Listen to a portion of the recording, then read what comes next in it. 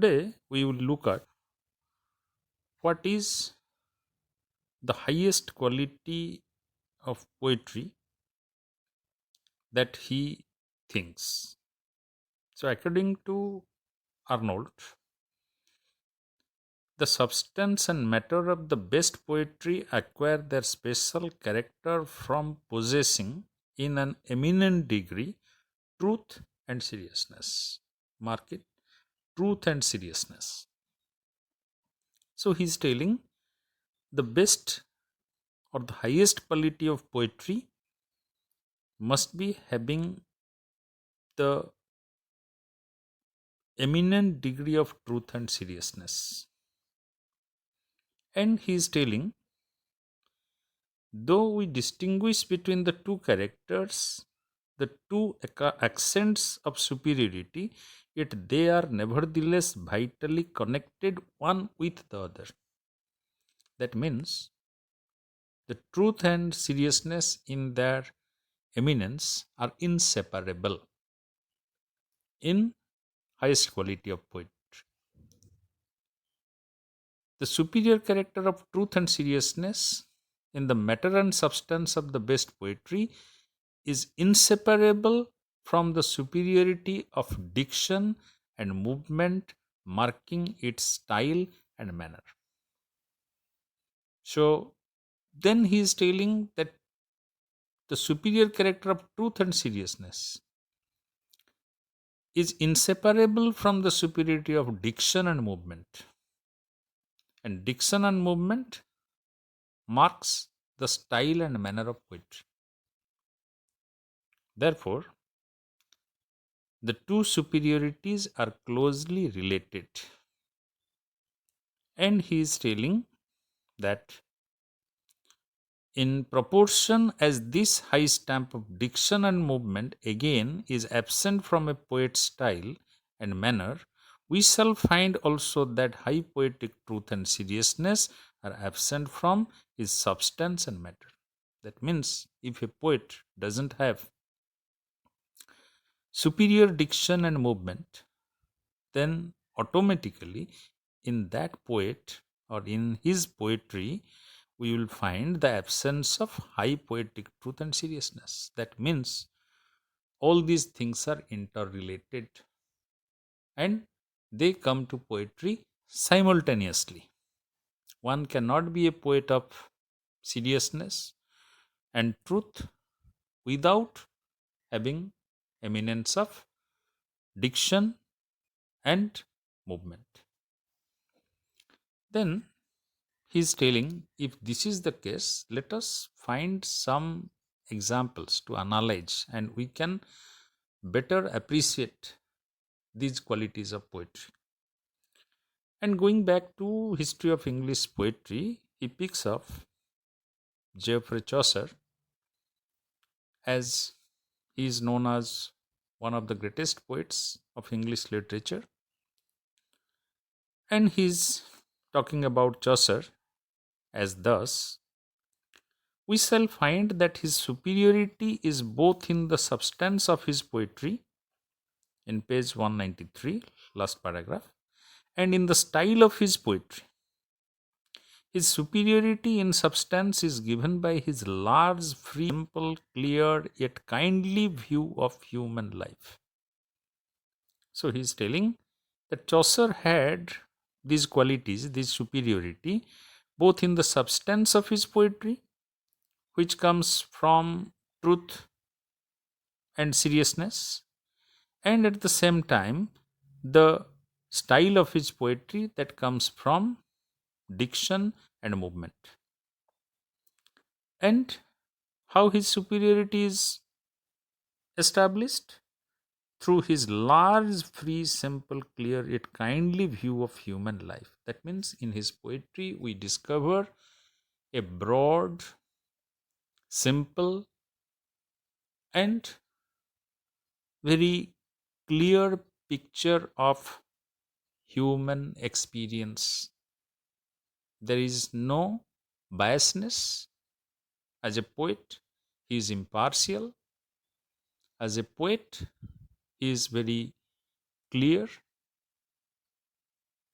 And he is bringing out the experiences of life as a series of encounters. You remember his Canterbury Tales, the series of characters he paraded before the reader. So, in this way, what we find that Arnold is appreciating Chaucer as a great poet, and he is making a comparison with the romantic poets whom he didn't like. And he's telling, so unlike the total want in the Romance poets of all intelligent command of it, he's telling that he was not in want of any intelligence or command of that intelligence as a poet in his poetry. That means the romantic poets were only swayed by the emotion and passion. They don't have a comprehensive view of human life in their poetry. Therefore, Chaucer is superior to romantic poetry. Poet. Chaucer has not their helplessness. He has gained the power to survey the world from a central, a truly human point of view. We have only to call to mind the prologue to the Canterbury Tales. He is telling that as if in his poetry, Chaucer is sitting somewhere above in a central place from where he is observing all the humanity in their diverse characteristics, and he is like a god. He is not like a romantic poet who is sitting somewhere in a corner or in an obstructed manner from the observation of mankind in its completeness. Therefore, he is telling Chaucer's poetry has the truth of substance. So, from his earlier statement, he is analyzing Chaucer's poetry as the truth of substance. Sometimes fill in the blanks being asked about that. Then, in page 194, the second paragraph, he is telling that, however, we may account for its absence, something is wanting. But still, Arnold is not completely satisfied with Chaucer's poetry. He is telling that something is wanting, something is lacking in Chaucer's poetry, which poetry must have before it can be placed in the glorious class of the best. So, Chaucer's poetry cannot be classified as the best because something is lacking. So, what is that? And there is no doubt what is something is. It is the high and excellent seriousness which Aristotle assigns as one of the grand virtues of poetry. So, Arnold is finding that though Chaucer's poetry is comprehensive, though it is full of everything, the diversified experiences of life, but one element is lacking, that is high seriousness. He is having the truth, he is having the diction, he is having the movement, and he is having the seriousness, but his seriousness is not high. The substance of Chaucer's poetry, his view of things, and his criticism of life has largeness, freedom, shrewdness, benignity, but it has not this high seriousness. So, again, he is telling his poetry has everything except high seriousness. Homer's criticism of life has it, Dante's has it, Shakespeare's has it. It is this chiefly which gives to our spirits what they can rest upon. And he is comparing through his touchstone method to say that the great poets like Homer, Dante, Shakespeare, they have that high seriousness, that criticism of life, the analysis of life, which Chaucer's poetry is lacking. Therefore, Chaucer cannot be put alongside these great poets. Short questions can be asked about which poets Arnold compares or considers as the greatest. And he is telling to our praise, therefore, of Chaucer as a poet, there must be this limitation. He lacks the high seriousness of great classics and therewith an important part of their virtue. So, Chaucer is lacking this high seriousness of the classical poets. He has poetic truth of substance, though he has not high poetic seriousness. And corresponding to his truth of substance, he has an exquisite virtue of style and manner. But Arnold is praising his exquisite virtue of style and manner and his poetic truth of substance. But somehow his seriousness is not belonging to the class of high seriousness of that of Homer, Dante, Shakespeare. Then, in the second paragraph of page 195, he is talking a very important aspect of English poetry. He is telling that Shakespeare and Milton as our poetical classics. The real estimate here has universal currency. With the next stage of our poetry, divergency and difficulty begin. So he considers Shakespeare and Milton as classical poets, means great poets, whose poetry has universal currency. Anywhere, in any human situation, their poetry is applicable. But the next stage, so what is the next stage of Milton? That is the neoclassical period. That is the period when poets like uh, uh, when the poets came without the imagination, poet came without the natural ingredients in their poetry. For example, you can take Alexander Pope. So he is telling the next stage of our poetry,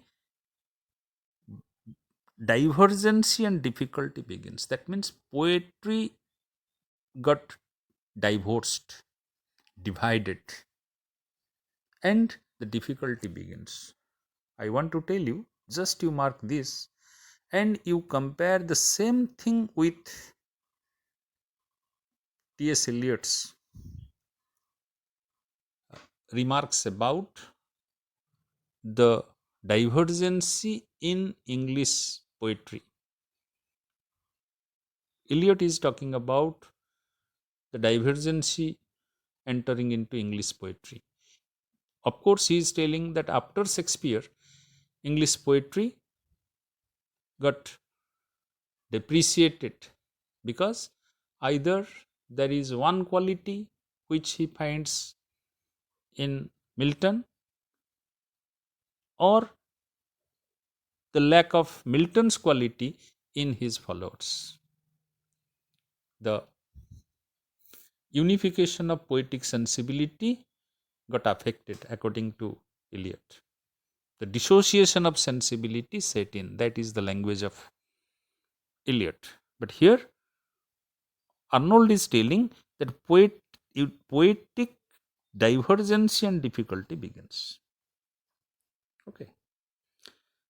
Then, in the next paragraph, he is telling, for supreme poetical success, more is required than the powerful application of ideas to life. It must be an application under the condition fixed by the laws of poetic truth and poetic beauty. So, he proves his point and he says that if we want supreme poetical success, then there must be powerful application of ideas to life. And This application under the condition fixed by laws of poetic truth and poetic beauty. That means again, uh, our kids poetic truth and poetic beauty. They must be the laws, must be the conditions under which the ideas to life, because idea is more important as given by Horace and all others, including Arnold. So, the ideas of life must be powerfully applied under the laws of poetic truth and beauty. That is the concept of great poetry by Arnold. Now, we'll be discussing about Arnold's concept of the grand style. Already he has told us about the truth and seriousness, as well as the manners, but he's telling that the poet who can have the high seriousness which comes from absolute sincerity will achieve the universal classicism. And he doesn't consider Chaucer in that category, but he tells with the emphatic clarity that with him is born our real poetry. Now, coming to the concept of grand style, he is telling in page 196, the supreme poet is he who is thoroughly sound and poetical alike when his subject is grand and when it is plain. With him, the subject may sink, but never the poet. That means a supreme poet must have thorough soundness and poetic abilities when his subject is also grand. If he chooses a very trivial or very ordinary subject, in spite of his soundness, in spite of his poetic excellence, he cannot be a great poet. And he is arguing that when it is plain with him, the subject may sink. The subject will sink. The subject cannot come over, as it is very simple subject. But the poet is having the soundness and the poetical abilities. That means all those diction, manner, truth, seriousness, etc. And he gives an example of a Dutch painter and his painting Defoe or Defoe in Mall Flanders. He is telling that this is the problem with Defoe, that he has all these qualities, but his theme or the subject is not grand. Therefore, he suffered. A Dutch painter may, in one sense, be said to sink with their subject because, though sound in their treatment of it, they are not poetical. Poetical in the true, not the false sense of the word, because in fact they are not in the grand style. So he is telling why the Dutch painters who are painting and unable to create that greatness because they are lacking the grand style. Then what is that grand style? Homer can in no sense be said to sync with his subject. He is telling, let us consider Homer. We have compared Defoe, the Dutch painters, Defoe and Dutch painters. Defoe was a very popular novelist, but Defoe cannot be a great artist. The Dutch painters, they painted a lot, but they cannot be compared with the great legendary painters of the world, because somewhere either their seriousness is lacking or their style is lacking. The manner, the grand manner is lacking. Then he is telling that Homer is having, because he had taken the touchstone method, so he follows the examples Homer, Dante, Shakespeare, etc. So he is telling, let us look at Homer. And he is telling that what is there in Homer, because his soundness is the soundness of Homer, of a great epic poet, because in fact he is in the grand style. So he sets over the simplest matter, he touches the charm of his grand manner, he makes everything noble. So he is telling Homer was having the grand style, and as that he became a successful epic poet, a great epic poet. But here, one thing we can mark, that Arnold is not a logical critic, for which T.S. Eliot rejected him to be considered as a critic. Rather, Arnold is becoming a biological critic. He has taken certain models, and by uh, comparing, contrasting those models with others, he is bringing out his ideas of poetic characteristics. So here he is taking the model of Homer, and he is telling Homer is having the soundness and the grand style. Then he is telling the grand style, but what is the grand style? They cry, some with an inclination to believe in it, but puzzled, others mockingly and with incredulously. So he is telling, then let us see what is grand style. In page 198, he is telling, I think it will be found that the grand style arises in poetry when a noble nature, poetically gifted, treats with simplicity or with severity a serious subject. So that is his definition of grand style. What is that?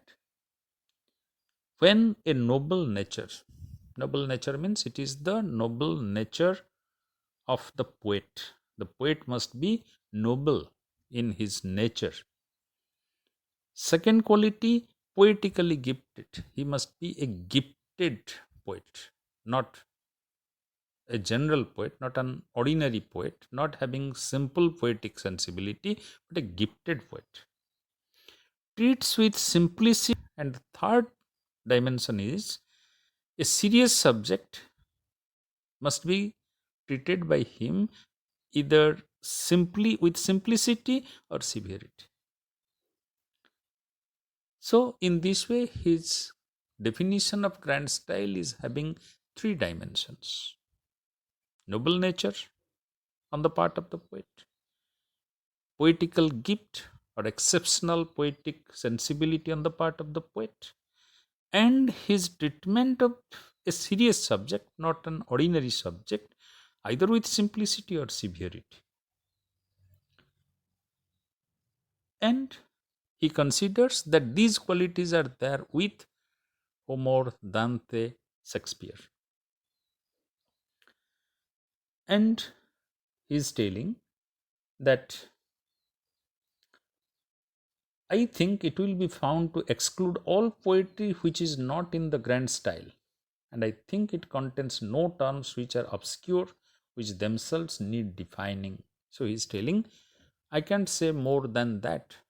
It depends on you people whether you bring all the poetry of the world, compare with such type of poetry, and find them as grand or outside grand, outside the grandeur. Then he is elaborating the noble nature, I imagine what is meant by speaking of a noble nature in man. And besides all this, the subject must be serious. So he's telling noble nature means what is noble in a man. And seriousness means a subject must be having the kind of theme which is at the highest level of our imagination or intelligence. So finally, he is coming to his estimate. The best model of the grand style simple is Homer. You mark it for your 1 mark or 2 mark questions. The best model of the grand style simple is Homer. Perhaps the best model of the grand style severe is Milton. But Dante is remarkable for affording admirable examples of both styles. He has grand style which arises from simplicity, and he has grand style which arises from severity. So, to him, Homer is the model of grand style which is simple. That means Homer is very simply dealing with a grand subject, whereas Milton is dealing with the same grand subject in a severe manner. That means he is finding in Milton's poetry lots of embellishment, lots of figures of speech, lots of hyperboles and other things are being employed. Whereas Homer's poetry, though the figures of speeches are used, but they are not as decorative, as embellished as that of Milton. But Dante, according to Arnold, is that rare poet who is having both the style, grand style simple and grand style severe. So, in this manner, Arnold is giving his critical views. But one thing we must remember, why he is not putting all these critical views in a rational manner, but depending solely on his personal preferences, is that all these ideas had been delivered by him in the university, and they were not written in the first instance. Later on, all these speeches were written. And you may say that ideas of Socrates and Plato, the Socrates ideas were written by Plato, then why we find a regional idea there, and why the regional idea are not here? The thing is that the initial poetic concept given by Socrates and recorded by Plato were trying to find out from the abstract. But Arnold is already having so many critical ideas around him. Therefore, the difference is there. I think you will have a clear idea about Arnold. Okay.